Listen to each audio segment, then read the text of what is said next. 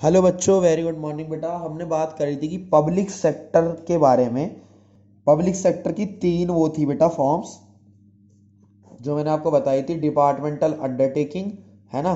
Department undertaking थी बेटा एक। उसके बाद एक थी पब्लिक कॉरपोरेशंस, ठीक है बेटा। और एक थी गवर्नमेंट कंपनी। ये मैंने आपको तीनों समझाई थी कि क्या होती है क्या नहीं होती। अब बात करते हैं वन बाय वन तीनों टॉपिक्स को अलग अलग तीनों क्लासेस में, कि इन तीनों की अपनी फीचर्स क्या हैं। सबसे पहले आज हम बात करेंगे डिपार्टमेंट अंडरटेकिंग्स पे। डिपार्टमेंट अंडरटेकिंग्स का क्या खेल है। डिपार्टमेंट अंडरटेकिंग का मतलब है बेटा गवर्नमेंट के डिपार्टमेंट जो गवर्नमेंट के अंडर आते हैं उन्हें डिपार्टमेंटल अंडरटेकिंग्स हम कहते हैं, ठीक है। सबसे पहले हम बात करते हैं डिपार्टमेंट अंडरटेकिंग की मेरिट्स की। मेरिट्स क्या है इसकी और इसकी डीमेरिट्स क्या है, ये इस वीडियो में हमें बात करनी है। नंबर वन मेरिट बेटा, डिपार्टमेंटल अंडरटेकिंग को बनाना कोई मुश्किल नहीं है। डिपार्टमेंट अंडरटेकिंग को बनाना कोई मुश्किल नहीं है। इसकी जो फॉर्मेशन है वो काफी ज्यादा इजी है।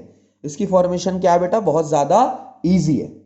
दूसरा, इफेक्टिव कंट्रोल।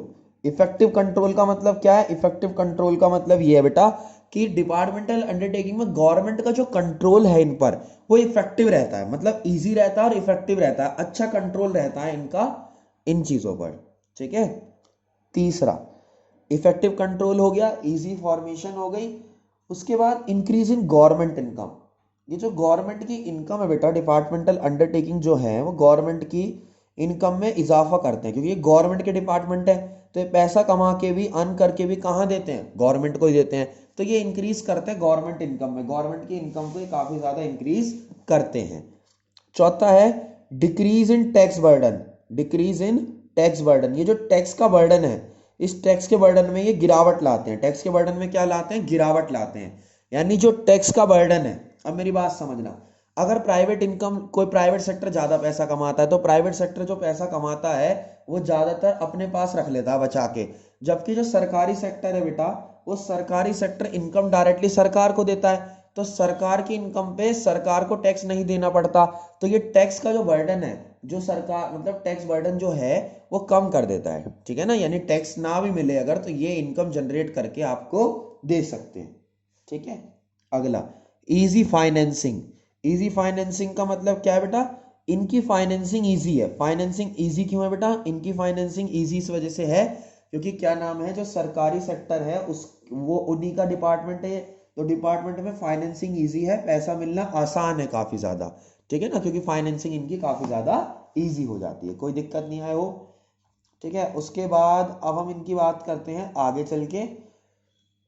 6 पॉइंट में है प्रॉपर यूटिलाइजेशन ऑफ फंड्स। जो पैसा इन पे लगाया जाता है ये इसका प्रॉपर यूटिलाइजेशन करते हैं, मतलब प्रॉपर वे में इसका यूज करते हैं। जहां पर पैसा लगना चाहिए वहीं पर ये उनका यूज करते हैं। तो प्रॉपर यूटिलाइजेशन ऑफ फंड्स भी है, ठीक है। आगे बढ़ते हैं। डीमेरिट्स।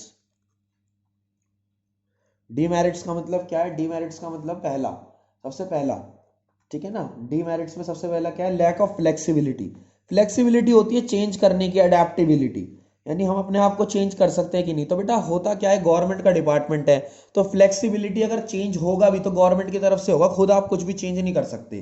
तो लैक ऑफ फ्लेक्सिबिलिटी आ जाती है इसमें, यानी कमी है। लैक का मतलब होता है कमी, ठीक है ना। दूसरा, lack of competitive feeling.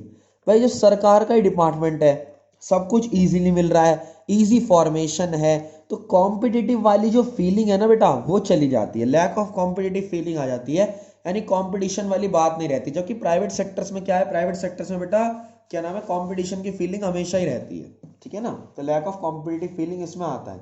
I hope आप ये वाली बात समझ गए होगी। अगला है इंक्रीज, रुको, अगला है मोर पॉलिटिकल इंटरफेरेंस। मोर पॉलिटिकल इंटरफेरेंस का मतलब क्या है बेटा? सरकार का डिपार्टमेंट है, ज्यादातर इंटरफेरेंस होती है। इंटरफेरेंस मतलब जो सरकार है वो बहुत ज्यादा हस्तक्षेप करती है, इन्वॉल्व रहती है ना। तो जो इन्वॉल्व रहती है वो बहुत ज्यादा दिक्कत क्रिएट करता है, ठीक है ना। तो बेटा इसका मतलब क्या है? पब्लिक सेक्टर के तीन हिस्से हैं, departmental undertaking, public corporation, government company. मैंने बताया था डिपार्टमेंटल अंडरटेकिंग मतलब गवर्नमेंट के डिपार्टमेंट्स, पब्लिक कॉर्पोरेशन मतलब जो स्पेशल एक्ट के थ्रू बना हो, और गवर्नमेंट कंपनी जिसमें 51% शेयर कैपिटल गवर्नमेंट की हो।